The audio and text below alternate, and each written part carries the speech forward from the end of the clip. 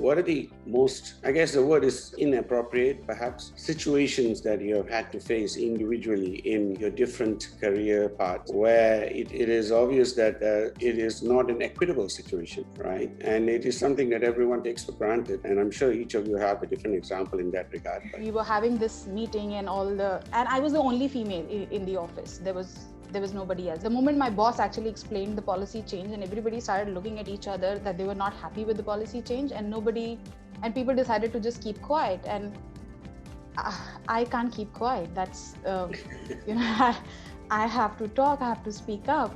So I raised my hand and I stood up and I said I don't agree, and I basically gave out my opinion. And the meeting got over, we just got out, and me and my colleague were going outside the office together. And this colleague of mine, he said, "Hey, can I ask you a question?" I said, "Yes." He said, "You were very good inside, but is this that time of the month for you?"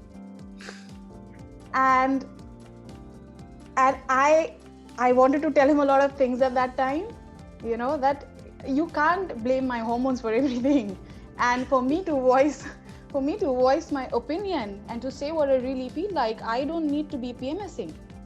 I can talk because I have an opinion, and I'm not apologetic about it. Unfortunately, at the time when I was supposed to join university, my mom met with a stroke. So in order to help financial matters, I started to work. Answering your question of what are the most inappropriate situations, one would be quite common when they ask to see the manager and I come up. They just stop and they look and, "You're the manager?" I say, "Yeah, I'm the manager for this area. Is something the matter?"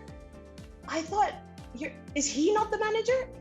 "No, sir, I am the manager." So, this has happened quite often, and it felt very weird for me, because why can't a girl or a lady or a woman be a manager in any field setting? I've been told in few situations that whenever I argue my point, or I'm actually passionately, talking and I'm opinionated, I have a totally different opinion, or I'm stressing and giving a different opinion, I'm always told, "Why are you so emotional?" Really, this thing, and I always had to correct a person or a man, mostly from men, that I am not emotional. I'm actually okay. I'm just arguing and I'm stressing my point. And I think that is true. I'm not sure why, would mostly from men would tend to think that if you're opinionated, if you're a woman opinionated, would have a totally different opinion and argue it, they would actually automatically assume that you are emotional. And I think this is one of the things that basically, we really have to correct. People would come up to me and said, "You don't look as if you belong in the world of science." So when I go to the lab, I look like this. I still put on a face. I do like to put on makeup. I dress up quite neatly, and I go to the lab like this. And I had male colleagues coming up to me and say, some of them, they come up to me asking me a question. They're like, "Oh, I'm looking for Dr. So-and-so." And I'd be like, "Yes, I am Dr. blah, blah, blah." And I'd be like, "Oh, you?" "Oh, I was kind of looking for somebody who looks a bit more sciencey." And then I asked that gentleman, "What do you mean? How does one look sciencey?" If that is even a word. Like, how does one look sciencey? And then that gentleman said that, probably someone would have a hair up in a bun with overalls, with sports shoes. You don't look serious enough to be in the world of science. I can't remember the number of times I've been mistaken to be your note-taking secretary when I've gone on meetings with you to other places. As much as I work with some very smart, very woke men in the QI group, the number of times I've been asked to take minutes, not because I was the junior most person in the room, but because I was the woman. And when I try to point out, why should I take the minutes, I've been told, very quickly I see a wave of panic on the person's face, and I'm told, "Oh, but you're in communications.